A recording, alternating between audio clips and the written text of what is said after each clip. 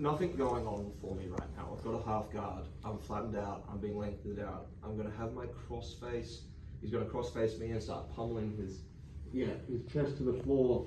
And now if you come away from me, Matt, you see my body positioning is not great at the moment. So what we're going to be doing is we're going to get a counter cross face in.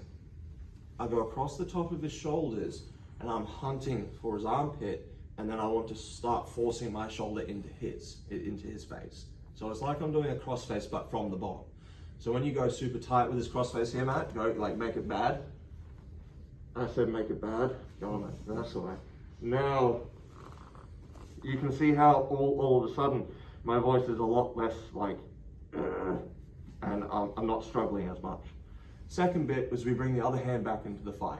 Now you can pull him down with your legs if you need to, but in general you want to start replacing your hand on his hip. Matt hates this bit because he's ticklish, but in where the femur connects to the hip bone, not above the hip.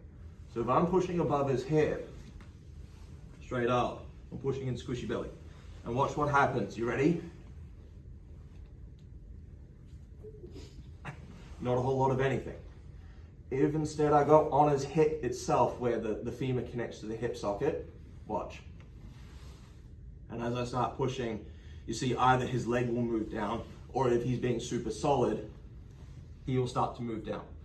I'm using my outside leg to aid me with like a bridge and a hip roll into him, all at the same time.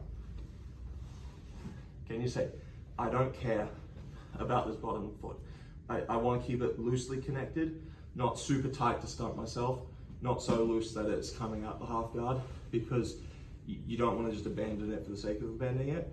But if he does donkey kick off it and start passing, I don't actually care, because it allows me to do all the same stuff that we're about to do anyway, because I've started to shrimp and I've got good frames in, right? So I'm here, I bring back into the fight, push on his hip, start shrimping. You see how I'm on my side now. When Matt tries to drive into me, his counter cross face really stops him. The hand on the hip really helps to stop him. And now we're going to start putting a butterfly hook in. We don't want to go knee shield, because he's just going to latch onto my hips. He's going to put head on the inside space. He's going to flatten me out. He's going to pass straight to mount, and I've lost the position. I want to weave foot in underneath his hip, knee to the outside.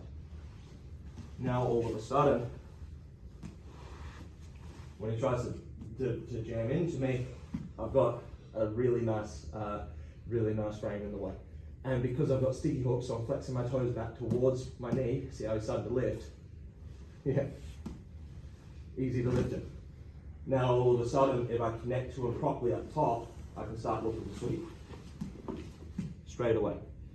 And then you see how I take him out with an underhook and cross face, and it's all very downhill from that all of a sudden. Is that right? Happy? So we're here. We've gone awfully wrong. He's just amazing. He might have blitzed past us. We just fuck it up. It doesn't matter. We get into this position where we're starting to lose. He cross faces the shit out of me.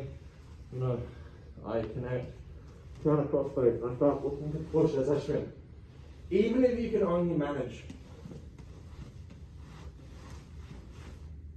little wriggle walks where you're getting further on your shoulder, this is fine. As soon as you have the space to do so, weave the footing. Now all of a sudden you can connect the hands together in like a gangle grip over a strap. Bottom foot comes out onto the floor, and we pull in as we start driving off the floor as I lift my hip up in the air. And then all of a sudden this is a very bad position for Matt. Is everyone happy with this? Break on three. 1, 2, 3.